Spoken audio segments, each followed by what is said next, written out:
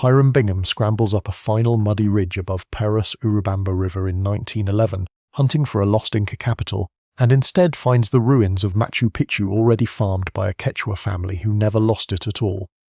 What he does next turns a working hillside of maize and potatoes into the most photographed ruin on Earth, and turns his own name into the answer to a question that was never quite true.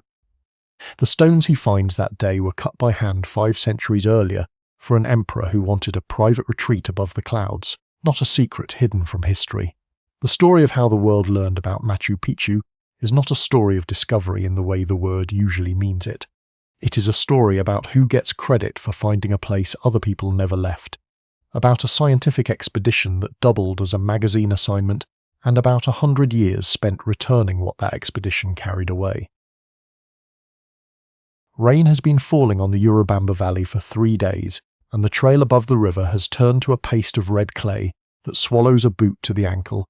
Hiram Bingham does not want to climb today. He is 35 years old, a lecturer from Yale with a talent for organising expeditions and a weaker talent for reading a map, and he has spent the morning arguing with a local farmer named Melchor Arteaga about whether the ruins Arteaga keeps mentioning are worth the trouble of a wet afternoon. Arteaga has told other travellers the same thing for years. There are old walls up on the ridge above his home, grown over with brush, used by nobody.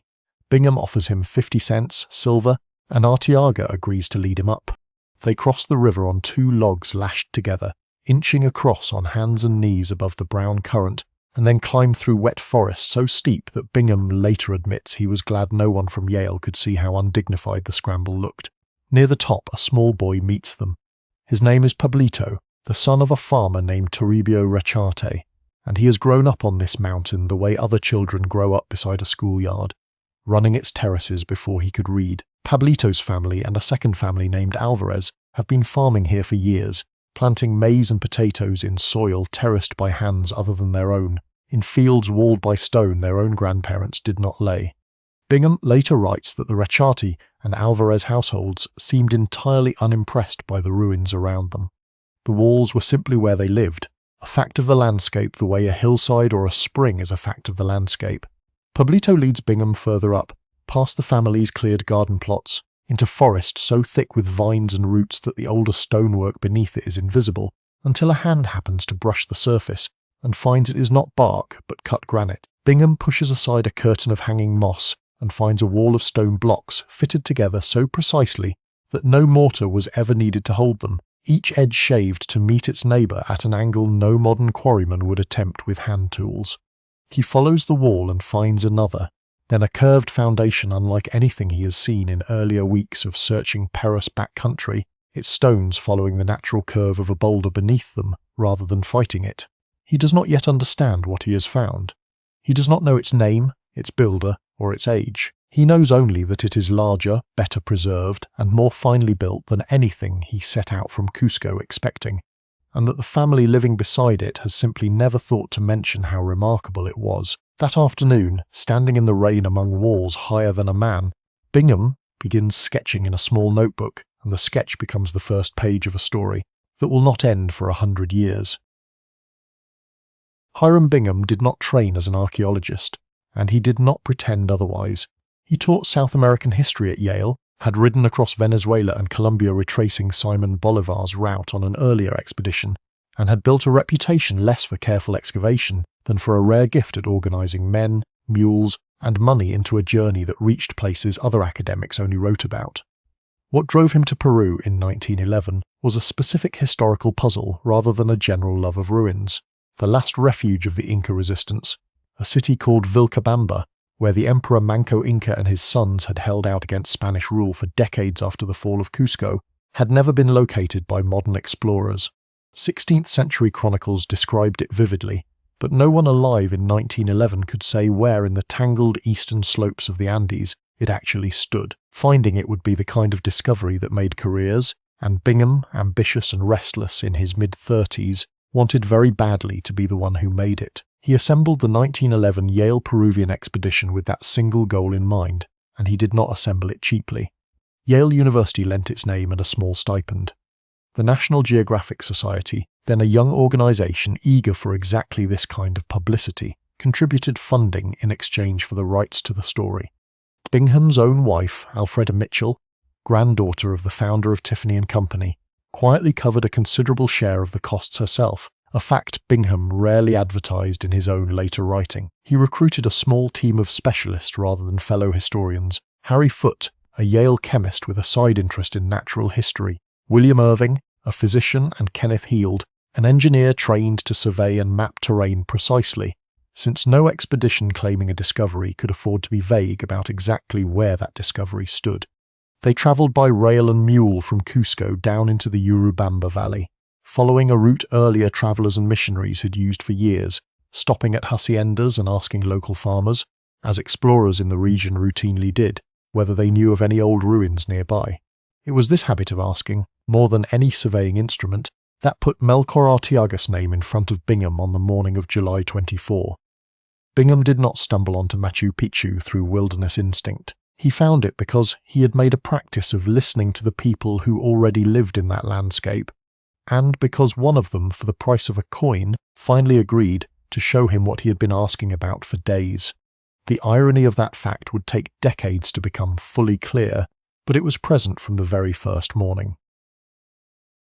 To understand why a lost city mattered enough to fund an expedition, it helps to understand what actually happened to the Inca Empire after 1532, when a small Spanish force under Francisco Pizarro captured the Emperor Atahualpa at Cajamarca and effectively broke the empire's central authority within a matter of months. The Spanish installed a puppet emperor, Manco Inca, expecting him to rule as their instrument. Manco had other plans. In 1536 he raised an army and laid siege to Cusco itself, nearly retaking the old Inca capital before Spanish reinforcements and cavalry broke the siege.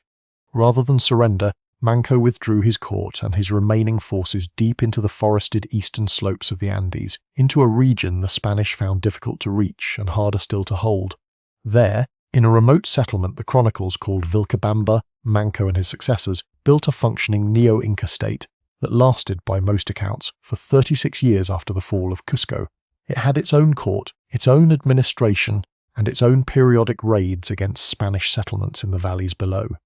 Manco was assassinated by Spanish renegades he had sheltered, but his sons continued to rule in his place, and the Spanish crown, uneasy at having an alternative Inca court surviving on the empire's own soil, eventually sent a military expedition to finish what the siege of Cusco had failed to accomplish. In 1572, Spanish forces captured the last neo-Inca ruler, Tupac Amaru, and marched him to Cusco's main square, where he was publicly executed, ending organized native resistance to Spanish rule in Peru. Vilcabamba itself, the physical settlement, was largely abandoned and eventually swallowed by forest, and by the early 20th century its exact location had genuinely been lost, not to myth but to simple neglect.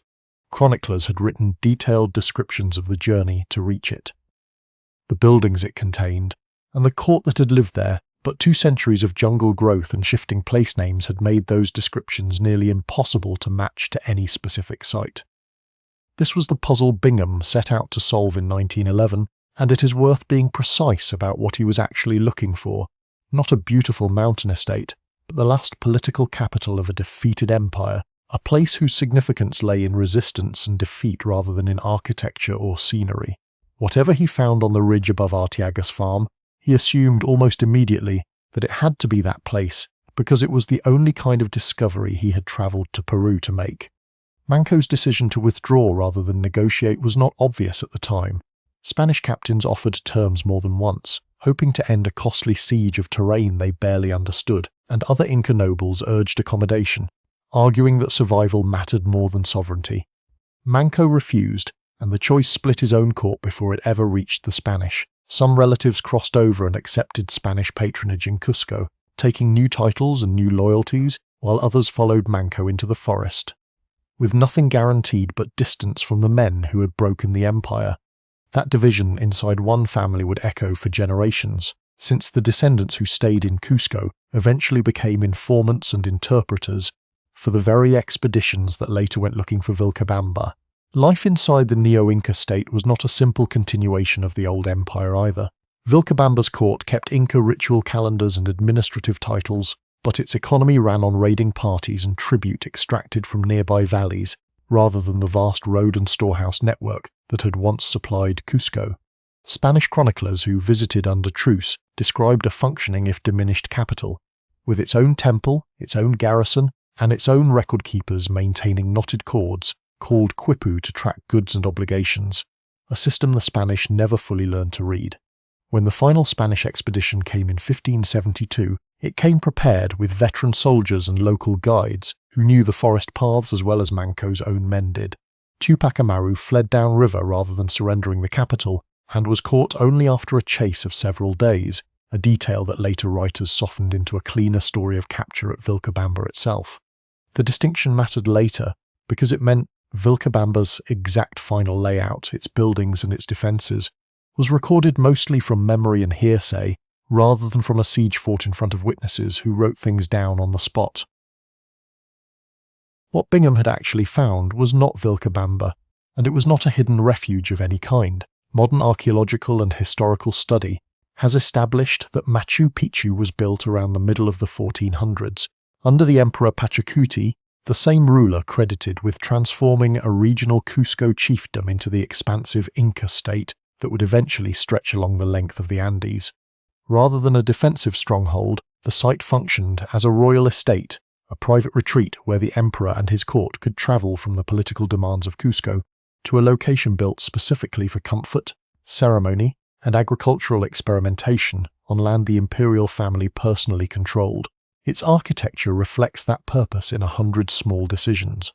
The masonry in its most important structures, particularly the curved wall of what is now called the Temple of the Sun, is dry stone construction of the highest Inca standard, each block individually shaped to interlock with its neighbours so precisely that a knife blade cannot be worked into the seam, a technique reserved for buildings of genuine ceremonial or royal importance rather than ordinary housing. The site's terracing served a dual role, holding back erosion on a steep saddle between two peaks, while also creating microclimates that let Inca agronomists experiment with crops at different elevations within a single short walk. A carved stone pillar known as the Intihuatana, meaning roughly hitching post of the sun in Quechua, appears to have functioned as an astronomical marker used to track the sun's position at key points in the agricultural calendar. None of this suggests concealment. Machu Picchu sits in plain view along a ridge, visible from surrounding peaks, connected to the wider Inca road network rather than isolated from it. What actually protected it from Spanish discovery was not secrecy but simple remoteness and poor timing. By the time Spanish forces were campaigning seriously in the region during the 1530s and after, the estate had likely already been abandoned by its original royal household, for reasons historians still debate. The disruption of the civil war between rival Inca claimants shortly before the Spanish arrival, the collapse of the labour and supply networks that had sustained a royal retreat, and possibly the early spread of European diseases that moved ahead of Spanish soldiers themselves and devastated Andean populations before any conquistador reached them. An abandoned estate, several days' hard travel from any Spanish route of march, simply never became a target worth the effort of finding. It was not hidden. It was irrelevant to the people who might otherwise have looked for it, and it was left to the forest, and eventually to farming families like the Richarte and Alvarez households, who used its terraces the way farmers anywhere use good, level, well-watered ground, without needing to know or care what emperor had built it. Bingham was not the first outsider to stand among these walls, and the evidence for that was written, quite literally, on the stone itself. During his own 1911 survey, Bingham's team found charcoal graffiti on one of the site's walls reading Lizarraga 1902, a signature left by a local landowner named Agustin Lizarraga, along with two companions, Gabino Sanchez and Enrique Palma, who had visited the ruins 9 years before Bingham ever climbed the ridge. Lizarraga was not a scholar chasing a lost Inca capital. He was a farmer with land in the valley below who, like Arteaga, simply knew the ruins were there, because people in the region had known for years. Bingham recorded the signature in his own notes and mentioned Lizarraga in his early academic reports, a fact that makes clear he understood, from his very first visit, that he was not the first modern person to see the site. In his later, more popular writing, aimed at a broad public audience rather than fellow historians, that acknowledgement quietly faded, and the story simplified into one of solitary discovery. There is also a murkier, more contested thread reaching back further still. Peruvian researchers have documented claims, based on later archival digging, that a German-born prospector named Augusto Burns may have visited the ruins as early as 1867, decades before either Lizarraga or Bingham, and even that Burns approached the Peruvian government with a scheme to extract and sell antiquities from the site, though the surviving documentation is fragmentary, and historians disagree about how much of it actually refers to Machu Picchu specifically, rather than another ruin in the region. What is not in dispute is the more basic and less dramatic truth. Local families had lived on and around the site continuously. Government maps from the era occasionally referenced ruins in the area, and word of old stone walls above the Urubamba had circulated informally among Cusco's landowners and travellers for years before any Yale expedition arrived. What Bingham actually contributed was not discovery in any literal sense. It was documentation, backed by a university's institutional weight and a national magazine's printing presses, delivered to an international audience that had never heard of the place and had no reason to have heard of it, because nobody with access to that kind of publishing power had ever bothered to write it up before. The distinction between finding something and being the first person with the platform to announce it to the world would follow Bingham for the rest of his career. And it remains more than a century later the central and unresolved question in how this story is usually told. One visit in the rain was not enough to build a career on, and Bingham knew it. He returned to Peru in 1912 with a considerably larger expedition, again jointly funded by Yale and the National Geographic Society, this time equipped to do the slower, less glamorous work of actually clearing and mapping the site rather than simply admiring it. The scale of the vegetation problem was severe. Centuries of tropical cloud forest growth had buried entire structures under root systems thick enough to crack stone foundations, and clearing it required weeks of sustained labour rather than a single afternoon's scramble. Bingham hired dozens of local workers, mostly Quechua farmers from the surrounding valley, to do the actual clearing, cutting back trees and brush with machetes, under the direction of his small team of Yale specialists. It is worth stating plainly that the physical labour of revealing Machu Picchu, wall by wall and terrace by terrace, was performed almost entirely by Peruvian hands, even as the expedition's later fame attached itself almost entirely to Bingham's name. As the clearing progressed through 1912, the site's actual extent became clear for the first time, considerably larger than Bingham's initial rainy day impression had suggested. Kenneth Heald's survey work produced the first accurate maps of the ruins, recording roughly 200 structures across the site, connected by stairways and terraces engineered with the same precision as the ceremonial buildings at its centre. The team also began systematic excavation of burial sites scattered around the estate's periphery, uncovering skeletal remains alongside ceramic vessels, bronze tools and jewellery, material that would later become central to a very different controversy. Bingham's early interpretation of these burials, shaped by the assumption that Machu Picchu had been a religious sanctuary, held that most of the skeletons belonged to women, whom he speculated were priestesses dedicated to sun worship, sometimes called the Virgins of the Sun in colonial-era accounts of Inca religious life. This interpretation was repeated confidently in his popular writing for years and became part of the site's early public mythology. It would take nearly a century, and considerably more rigorous forensic analysis than Bingham's team was equipped to perform in 1912, to correct it. For now, in the immediate aftermath of the clearing, what mattered to Bingham and his sponsors was simpler. They had a fully revealed, extraordinarily well-preserved Inca site, photographed and mapped in detail, and they had a publisher in the National Geographic Society ready to make sure the entire world heard about it. The labourers themselves left almost no written record of that work, but Bingham's own field journals note their names in passing, along with the daily wage he negotiated for machete work in steep, root-choked terrain that regularly drew blood and blisters. Some had farmed terraces within sight of the ruins for their entire lives, without knowing the scale of what lay buried above their fields, since the site's upper structures had been swallowed by forest generations earlier, while its lower agricultural terraces stayed in quiet, continuous use. Heald's survey crew worked with plane tables and measuring chains rather than any mechanical aid, walking every stairway and wall by foot to fix its position on paper, a method slow enough that the mapping alone consumed most of the 1912 season. As terraces emerged from the brush, the team recognized an irrigation system still functioning after centuries of neglect, channels cut directly into bedrock, carrying spring water down through agricultural plots below the residential core. Bingham's letters back to Yale during this period show a man increasingly anxious about funding, aware that a single dramatic publication window was closing,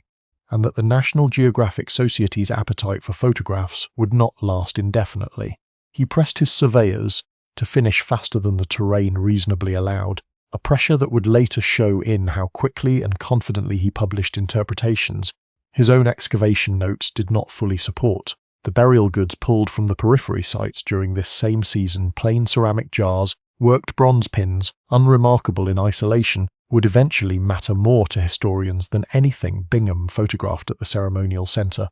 because they preserved a record of ordinary domestic life. The ruin's grander stonework never could. A cleared ruin is only as famous as the pictures taken of it, and Bingham understood this as well as any explorer of his generation. He carried a large format camera and dozens of fragile glass photographic plates up the mountain on muleback, a genuinely difficult logistical achievement given the terrain, and he used them to document the site with a consistency and technical quality that set his expedition apart from earlier, more casual visits. His photographs favoured a particular composition that would become instantly recognisable: the curved wall of the Sun Temple against a backdrop of steep green peaks, or the terraces receding into cloud, framed to emphasise both the precision of the stonework and the dramatic isolation of its setting. These were not neutral documentary images. They were composed deliberately to look like a lost world rediscovered, because that was the story Bingham needed them to tell in order to justify the expedition's cost and secure funding for further work. The National Geographic Society, for its part, recognised exactly what it had. In April of 1913, the Society devoted its entire monthly magazine, an unprecedented decision at the time, to Bingham's photographs and account of Machu Picchu, printing image after image of the ruins for a readership of hundreds of thousands of American subscribers who had never encountered anything like it. The issue transformed Machu Picchu, almost overnight, from an obscure Andean ruin known mainly to specialists and local farmers into an internationally famous landmark, and it transformed Bingham from a moderately successful academic explorer into a household name.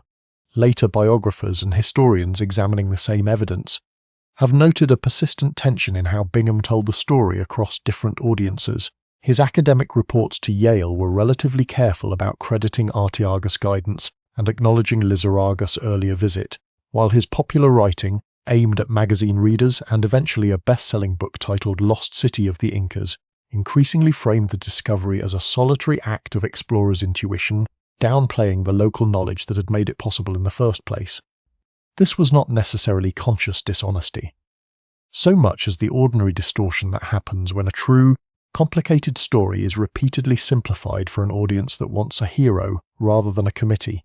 The consequence, regardless of intent, was that an entire century of popular understanding absorbed a version of events in which one American explorer discovered a lost city through sheer determination, a version the photographs themselves, endlessly reprinted, did more than any single sentence of text to cement in the public imagination.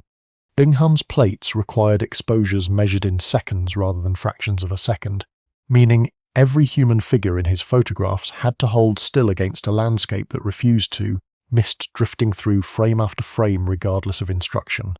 He experimented with vantage points for days at a time, climbing surrounding ridges before dawn to catch the light raking low across the terraces. Understanding instinctively what a magazine editor would later confirm commercially, that atmosphere sold a ruin as effectively as archaeology did.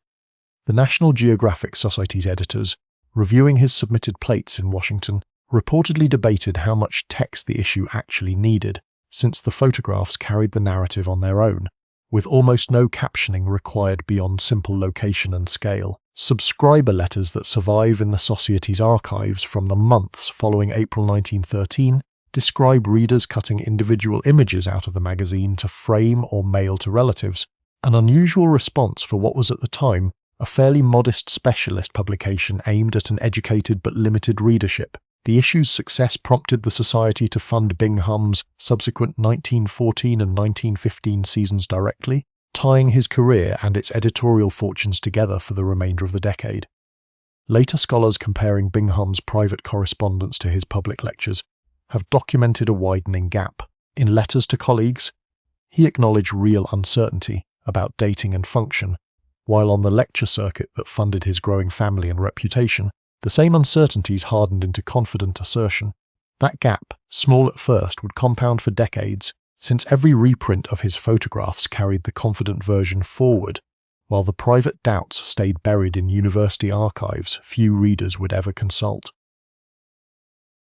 For all the fame the 1913 magazine issue brought him, Bingham never actually solved the puzzle he had set out to solve, though he spent much of the rest of his career insisting otherwise. He remained convinced that Machu Picchu was Vilcabamba, the lost final capital of Manco Inca's resistance, and he defended that identification in his writing for years, arguing that the site's remoteness and grandeur matched the chronicler's descriptions closely enough to settle the question. There was a problem with this claim that Bingham himself had actually encountered and then set aside. During the same 1911 expedition that found Machu Picchu, his team had also visited a far more remote and considerably less impressive ruin deeper in the forest, a site called Espiritu Pampa, low in a hot, mosquito-heavy river valley rather than perched dramatically on a mountain ridge. Bingham inspected it, found only a handful of overgrown structures without Machu Picchu's spectacular stonework, and concluded it was a minor outpost unworthy of further attention, a judgment shaped as much by which site made the better magazine photograph as by careful archaeological reasoning. It would take more than 50 years, and a considerably less famous American explorer named Jean Savoy, to correct the record. Working through the 1960s with a team that cleared and mapped Espiritu Pampa far more thoroughly than Bingham's brief 1911 visit had, Savoy identified architectural and documentary evidence, including building styles and layouts matching colonial-era descriptions of Vilcabamba far more precisely than anything at Machu Picchu, and by 1964 most historians in the field had accepted that Espiritu Pampa, not Machu Picchu, was the true site of the last Inca capital. The correction mattered for reasons beyond academic bookkeeping. It meant that the story the public had absorbed for half a century, of Machu Picchu as the hidden final refuge of a defeated empire, was simply not accurate, however emotionally satisfying it was. Machu Picchu's actual history, as a royal estate abandoned before rather than because of Spanish conquest, is a different and in some ways more interesting story, one that speaks to the sophistication of Inca engineering and agriculture rather than to a last desperate stand. Bingham, to his credit, eventually acknowledged in later editions of his own writing that the Vilcabamba identification was doubtful, though by then the more dramatic version had already become fixed in the public imagination through 1 million reprinted magazine pages, and correcting a myth already that widely spread has always proven far harder than starting one. Espiritu Pampa's disadvantage was almost entirely photogenic rather than historical, a fact that becomes clearer once its rediscovery is compared directly against Machu Picchu. Situated in dense lowland forest rather than on an open ridge, it offered no dramatic overlook, no sweep of green peaks behind stonework, nothing a 1911 camera on a mule track could turn into a magazine cover. Bingham's own 1911 notes described the site briefly and dismissively, a scattering of low walls under heavy canopy, and he moved on within a day, a decision that in hindsight cost the historical record 50 years of clarity about where Manco Inca's resistance had actually ended. Savoy's 1964 fieldwork benefited from tools Bingham never had: aerial photography of the forest canopy, improved colonial document translation, and a research culture more skeptical of romantic identification and more insistent on matching architectural detail against written description line by line. His team found roof tile fragments at Espiritu Pampa, a Spanish-introduced building technology absent at Machu Picchu, that matched colonial descriptions of buildings constructed there after contact, physical evidence Bingham's brief visit had no chance of uncovering. The identification, once published, forced a slow and only partial revision of decades of guidebooks, museum placards, and school textbooks that had already printed the Vilcabamba claim as settled fact, and many popular accounts continued repeating the error well into the 1980s, simply because publishers found no urgent reason to issue corrections to a story readers already loved. Modern archaeological consensus now treats Machu Picchu's actual function, a royal retreat built under the Emperor Pachacuti in the 15th century and abandoned around the time of the Spanish conquest, rather than during any later resistance, as considerably better supported by the physical evidence than Bingham's dramatic wartime narrative ever was. The skeletal remains excavated during the 1912 clearing travelled to Yale along with the rest of the expedition's finds, and for most of the 20th century, Bingham's original interpretation of them went essentially unchallenged. He had proposed, based on limited field assessment rather than rigorous laboratory analysis, that the great majority of the burials belonged to women, and had connected this to colonial accounts of the Aklakuna, sometimes translated loosely as Virgins of the Sun, women selected for religious service to the Inca state. The idea fit neatly with the assumption that Machu Picchu had been primarily a religious sanctuary, and it circulated in guidebooks, textbooks, and popular retellings for decades, giving the site an aura of cloistered mysticism that outlasted any serious scientific basis for it. The correction came slowly, and from careful bioarchaeological work, rather than any single dramatic discovery. Beginning in the late 20th century, and continuing into the 2000s, researchers including the physical anthropologist John Verano re-examined the surviving skeletal collection using modern forensic techniques for determining sex and age from bone structure, methods far more precise than anything available to Bingham's team in 1912. The results were unambiguous. The burial population was roughly evenly split between men and women, spanned a wide range of ages including children and older adults, and showed skeletal signs consistent with ordinary labourers and household staff, rather than a specialised cloistered religious class.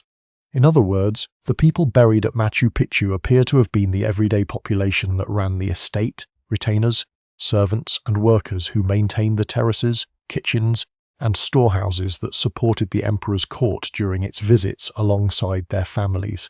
This is a less romantic story than a mountain sanctuary staffed by chosen virgins, but it is a considerably more honest one, and it reflects something historians have had to relearn repeatedly across the whole history of this site. The earliest confident interpretation, delivered by an untrained excavator working quickly under magazine deadline pressure, was treated as settled fact for generations simply because no one with better tools bothered to check it sooner. The pattern recurs across nearly every claim Bingham made about what he had found, from the site's identity to its population to the manner of its abandonment, and it is worth remembering each time this history gets told that the first version of a story, however vivid the photographs that accompany it, is not always the version that survives careful scrutiny. Verano's reanalysis relied on measurements of the pelvis and skull that modern forensic anthropology considers far more reliable indicators of biological sex than the visual impression Bingham's team had worked from in the field, where bones were often assessed hastily before packing for shipment. The revised skeletal count also revealed something Bingham's original assessment had missed entirely: dental wear patterns and bone density consistent with a population performing sustained physical labour, hauling stone and working terraces, rather than a sheltered ceremonial class living apart from manual work.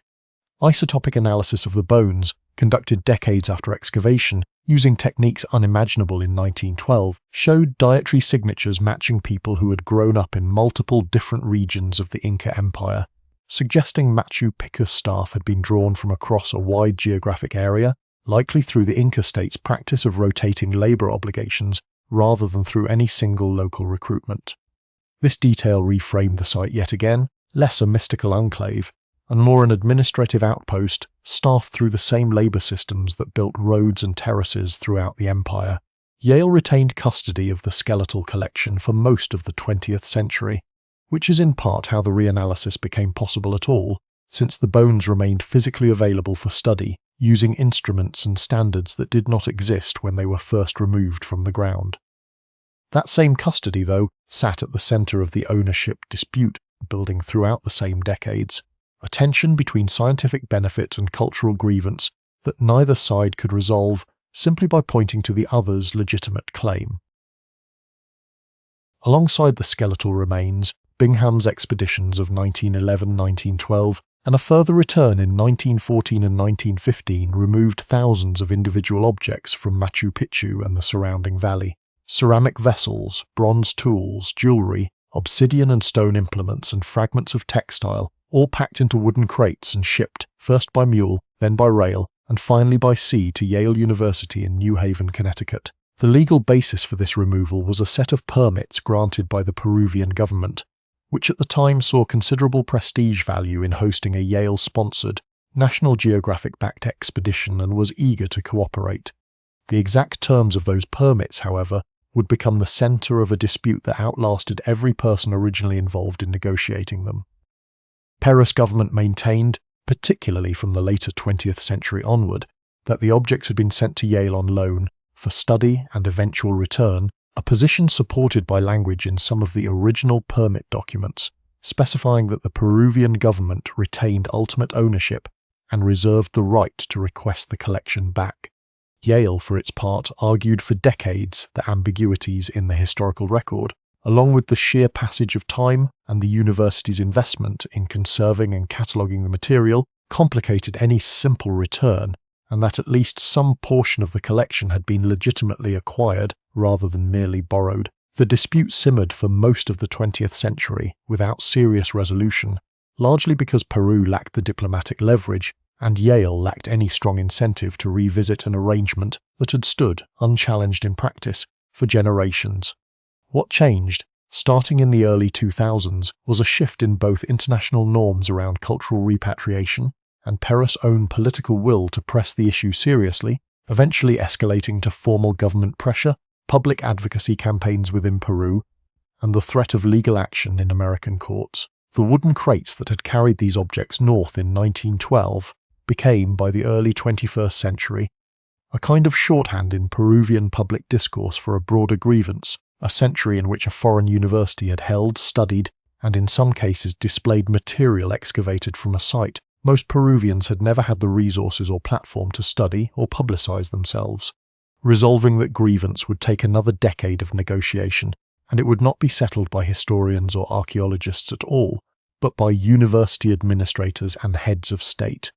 Cataloguing the shipments once they reached New Haven fell to Yale's Peabody Museum staff, who spent years assigning accession numbers to objects that had arrived with only fragmentary field notes describing where within the site each had actually been found, a gap that would later frustrate researchers trying to reconstruct which burial or structure a given object belonged to. Bingham himself grew increasingly distant from the collection after his academic career gave way to a long stretch in American politics, serving eventually as a United States Senator from Connecticut, and he left behind no comprehensive account clarifying his own understanding of the loan's terms before his death in 1956. Peruvian officials in later decades pointed to specific permit language requiring return upon request, while Yale's lawyers countered that decades of unchallenged possession, combined with the university's investment in conservation, had altered the practical and arguably the legal status of the material. Newspapers in Lima began covering the dispute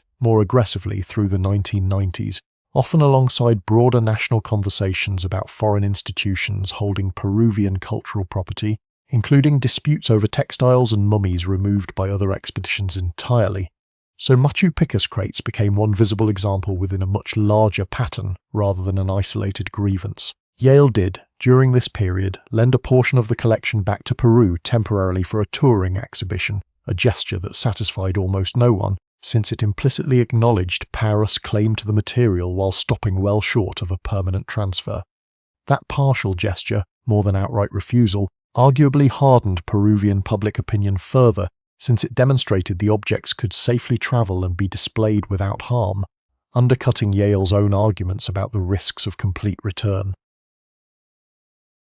The dispute over the Machu Picchu collection finally moved toward resolution in 2007,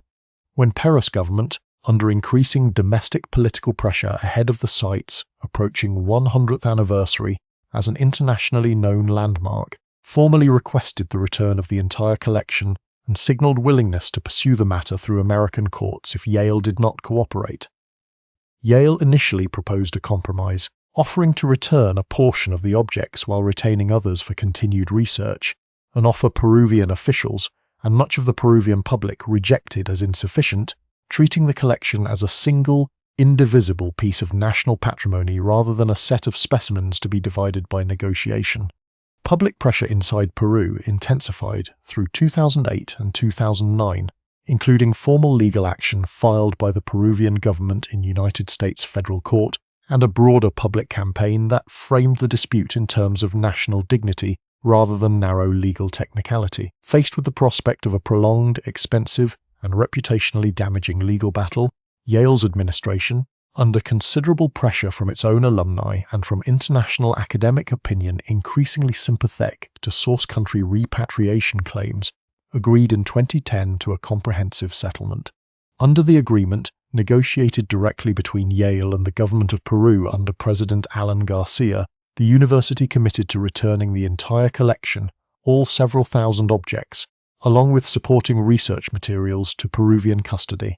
The physical process of return took place in stages through 2011 and into 2012, timed deliberately to coincide with the 100th anniversary of Bingham's scientific expeditions to the site, giving the returns a symbolic weight that a quieter handover would have lacked. The objects now reside primarily at the Museo Machu Picchu, housed in a colonial-era building known as Casa Concha in Cusco, displayed for the general public rather than held in a university research collection thousands of miles from the mountain they came from. The settlement also included provisions for continued Yale-Peru academic collaboration on the materials study, an attempt to preserve the genuine scholarly value of a century of careful cataloguing while addressing the underlying question of rightful custody. It was, by most assessments, one of the more complete cultural repatriation resolutions of its era, though it arrived only after a century in which the objects, and the story built around finding them, had already shaped how millions of people around the world understood a place most of them would never actually visit. The 2007 lawsuit filed in Connecticut federal court named Yale directly, and drew on international legal arguments about state ownership of antiquities that had gained considerable traction in other repatriation cases during the preceding decade, including high-profile returns negotiated between Italy and several major American museums. Perus' legal team argued that Peruvian law had asserted state ownership over all pre-Columbian archaeological material since a decree dating back to the early 20th century, meaning the original export permits could never have transferred true ownership regardless of their specific wording. Yale's countersuit, filed in response, sought a declaration that the university held valid title to at least a portion of the collection, a filing that drew sharp criticism from cultural heritage scholars who viewed it as an aggressive escalation against a country still recovering economically from years of internal conflict. Behind the public legal filings, quieter diplomatic channels were working in parallel, including direct communication between Yale's president and senior Peruvian officials that ultimately produced the 2010 Framework Agreement outside the courtroom entirely, avoiding a ruling that either side risked losing badly. The physical return itself involved careful reconditioning of fragile objects for transport, since many pieces had been stored under museum conditions for a century, and required specialized packing to survive the journey back to an altitude and climate considerably different from a Connecticut research facility. Peruvian President Ollanta Humala personally received a portion of the returned collection at a public ceremony in 2011, a moment broadcast nationally as a symbol of restored sovereignty rather than merely an administrative handover between two universities. Scholars who worked on both sides of the agreement have since described it as a template study for other repatriation disputes, evidence that decades-old grievances rooted in early 20th century expeditions could still be resolved through sustained diplomatic pressure rather than abandoned to legal stalemate. The fame the 1913 National Geographic issue generated did not translate immediately into mass tourism, largely because reaching the site remained genuinely difficult for decades afterward, requiring a train journey followed by a demanding climb of several hours on foot. That began to change after the Second World War, when Peruvian authorities, recognizing the site's growing international reputation, invested in infrastructure to make it accessible to a broader range of visitors. In 1948, a winding switchback road was completed, climbing roughly 400 meters from the valley floor near the Urubamba River up to the ruins themselves, allowing buses to carry visitors most of the way in a single journey rather than requiring a strenuous hike. The road was named, somewhat inevitably, the Hiram Bingham Highway, cementing his name onto the physical landscape itself and completing the process by which his own identity had become inseparable from the site's public image. A small hotel was built near the ruins around the same period, later expanded and eventually operated under the Belmond Hospitality brand as the Belmond Sanctuary Lodge, allowing wealthier visitors to stay adjacent to the site rather than commuting from Cusco each day. Rail service improved steadily through the following decades, with modern tourist trains running from Cusco and the nearby town of Ollantaytambo to the settlement of Aguas Calientes at the base of the mountain, from which the switchback road carries visitors the rest of the way. International recognition followed the infrastructure. In 1983, UNESCO designated Machu Picchu a World Heritage Site, citing both its outstanding cultural significance as an example of Inca architecture and engineering and its location within a distinct ecological zone of Andean cloud forest, a rare dual recognition for both cultural and natural value. In 2007, an online public poll organized by a private foundation named Machu Picchu one of the new 7 wonders of the world, a designation with no formal archaeological standing, but considerable marketing value, and one that drove a further sharp increase in annual visitor numbers through the following decade. By the 2010s, the site was receiving well over 1 million visitors annually, a volume its original terraces and stairways, engineered for a small royal court, and its retinue rather than tour groups, were never designed to bear, and the pressure of that popularity would soon become a management crisis in its own right, rather than merely a triumph of tourism marketing. Construction of the switchback road in the late 1940s required blasting sections directly into unstable granite slopes above the Urubamba River, dangerous work that killed several labourers during construction, a cost rarely mentioned in the tourism literature that followed.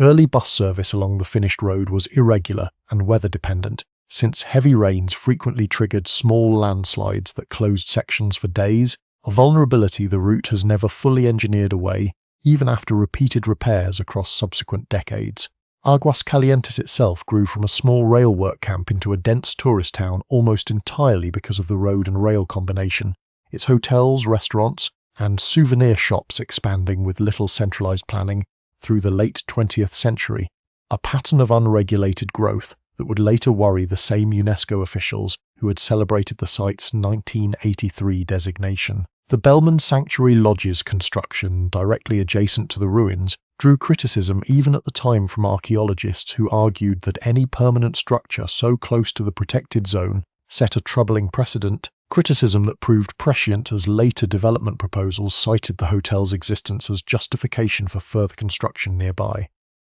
The 2007 New 7 Wonders campaign, run by a Swiss-based private foundation with no archaeological credentials, drew public criticism from UNESCO itself, which publicly distanced its own World Heritage listing from the popular vote, though the distinction meant little to the millions of new visitors the campaign's publicity ultimately drew to the site.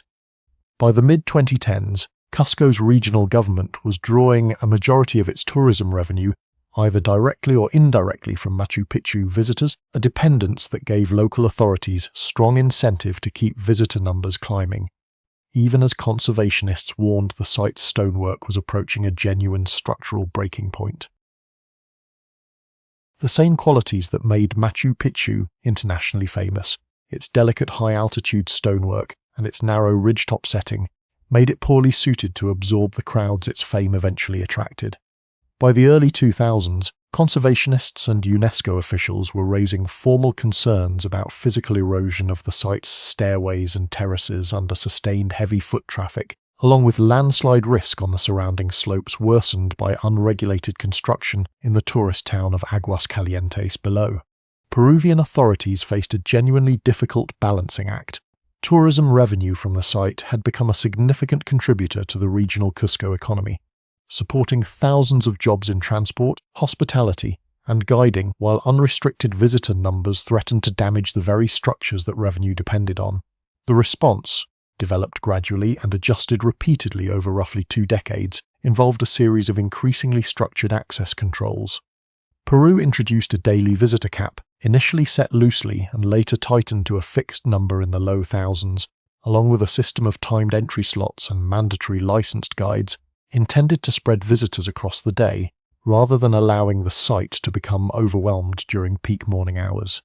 Access to particularly fragile features, including the summit of the adjacent peak known as Huayna Picchu, was further restricted through separate limited availability permits, sold out weeks or months in advance during high season. More ambitious proposals for improving access proved far more controversial. Plans floated at various points for a cable car connecting the valley floor directly to the ruins, and separately for expanded helicopter tourism over the site, drew sustained opposition from archaeologists, environmental groups, and UNESCO itself, on grounds that either project risked accelerating both physical erosion and uncontrolled development in what remained, officially, a protected historical sanctuary and ecological reserve rather than an ordinary tourist attraction.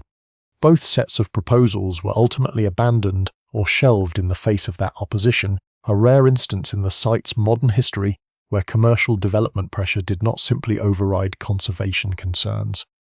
The management system that resulted, imperfect and periodically renegotiated, as visitor numbers continued climbing through the 2010s and into the 2020s, represents an attempt to hold two competing truths together: that Machu Picchu is simultaneously a fragile 500-year-old structure requiring careful stewardship and a major economic engine for one of Peru's poorest regions, and that neither obligation can simply be allowed to erase the other. UNESCO's formal warnings through the 2000s carried real consequences Peru could not simply ignore, since the World Heritage Committee retained authority to add sites to its list of World Heritage in danger, a designation that would have damaged both national prestige and tourism revenue simultaneously. Peruvian officials negotiated repeatedly with UNESCO representatives to avoid that listing, agreeing to management plan revisions that included the phased visitor caps and required guide system, changes implemented gradually enough to blunt immediate economic disruption to guides and transport operators who depended on unrestricted access. The Huayna Picchu permit system, once introduced, sold out its daily allotment within minutes during peak booking windows, prompting a secondary market of resellers and tour operators reserving slots months in advance, a commercial response regulators had not fully anticipated when designing the original limits. The cable car proposal, revived periodically by different regional administrations chasing faster visitor throughput and additional ticket revenue, drew formal opposition letters from UNESCO's own advisory bodies each time it resurfaced, warning explicitly that approval could trigger the endangered listing Peru had worked for years to avoid. Local Quechua communities living in the surrounding valley, whose ancestors had farmed terraces near the ruins for generations before Bingham ever arrived, voiced their own concerns during these debates, arguing that management decisions were made almost entirely in Lima and Geneva, with little consultation of the people who actually lived closest to the protected zone. By the early 2020s, Peru's Cultural Ministry had adopted a rotating entry route system dividing the site into separate circuits, intended to prevent visitor bottlenecks at its most photographed viewpoints, while distributing wear more evenly across the full complex of stairways and terraces. The arrangement remains a negotiated compromise rather than a permanent solution, revisited nearly every tourist season as visitor numbers, once again approaching pre-pandemic highs, test the same structural limits that first prompted UNESCO's warnings 2 decades earlier. One consequence of Machu Picchu's transformation into a protected international monument rarely appears in the standard telling of this story. The farming families who had been living and working on the site long before Bingham ever arrived did not remain there once the world's attention turned toward it. As Peruvian authorities moved through the 20th century to formalize protections for the ruins, eventually designating the surrounding area a historical sanctuary, the land occupied by the Rechati and Alvarez households, and others like them, was gradually reclassified, and the families were relocated away from the terraces their parents and grandparents had farmed for generations. The process was administrative rather than dramatic, spread across decades rather than a single eviction, but its effect was to sever the last living continuity between the site's pre-Bingham inhabitants and the ground itself, replacing subsistence agriculture with a managed tourist landscape in which local presence is largely limited to guiding, vending, and hospitality work, rather than the kind of daily cultivation Pablito's family had practiced without a second thought in 1911. Descendants of these families, along with descendants of Melchor Arteaga and Agustin Lizarraga, still live in the Cusco region today, and in recent decades a growing body of Peruvian scholarship and public advocacy has worked to restore their names to a story that international audiences, for most of a century, heard almost exclusively through Bingham's own telling of it. This corrective work matters for reasons beyond simple fairness. It clarifies what actually happened on that ridge in July of 1911, and what happened was not the uncovering of a secret. It was the moment when local knowledge, held for generations by people with no access to a university press or a national magazine, was finally connected to an international audience and an institutional machine capable of broadcasting it to the world. Bingham supplied organisation, funding, and a camera. Arteaga, Lizarraga, and the farming families supplied the actual knowledge of where the ruins stood and what they were. Knowledge that had never been lost in any sense that mattered to the people who held it. The stones themselves, meanwhile, have never needed anyone's permission to remain what they are. The Sun Temple's curved wall still fits together without mortar, its granite blocks cut by hands that worked without iron tools nearly 600 years ago, and at first light each morning the sun still finds that curve before it reaches the valley floor below, the same way it has every clear morning since long before any expedition, any magazine, or any argument over ownership ever gave this mountain a reason to be famous. The terraces above the Urubamba still hold the shape Pachacuti's builders cut into the mountain nearly 600 years ago, and the stones of the Sun Temple still fit together without a trace of mortar, exactly as they did before any camera found them. The crates that once carried skeletons and ceramics north are empty now, shipped back to Cusco in the last hard years of a dispute nobody in 1911 thought to have. Melchor Artaga's name appears in a handful of footnotes. Agustin Lizarragas appears on a wall in charcoal, dated 9 years before Bingham ever climbed the ridge. The families who once grew potatoes among the ruins are remembered mostly in the reports that describe them as obstacles to a park. None of that changes what stands on the mountain. Dawn still comes up over Machu Picchu the way it always has, gold light finding the ashlar walls before it reaches the valley floor, warming stone that was never waiting to be found, only waiting, as it always had, for whoever next walked up that ridge to notice it was already there.